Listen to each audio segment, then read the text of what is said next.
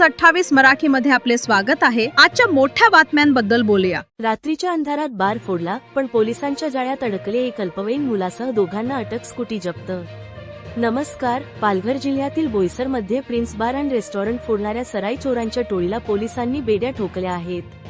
पोलिसांनी केवळ चोरांना पकडले नाही तर त्यांच्याकडून एक नव्हे तर 3 गुन्हे उघडकीस आणले आहेत।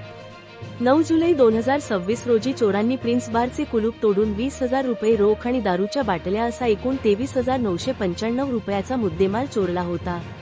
पोलीस अधीक्षक यतीश देशमुख यांच्या मार्गदर्शनाखाली बोईसर पोलिसांनी तांत्रिक विश्लेषण आणि गुप्त बातमीदाराच्या मदतीने आरोपींना शोधून काढले। पोलिसांनी रोहित जोखन प्रसाद विश्वकर्मा वय वर्ष 18 व अल्पवयीन मुलाला अटक केली आहे। चौकशीच्या दरम्यान आरोपीने बोईसर आणि केळवा पोलीस ठाण्याच्या हद्दीमध्ये केलेले आणखीन 2 गुन्हे कबूल केले आहे। पोलिसांनी आरोपीकडून एकूण 35,945 रुपयाचा मुद्देमाल आणि गुन्ह्यात वापरलेली स्कूटी जप्त केली आहे।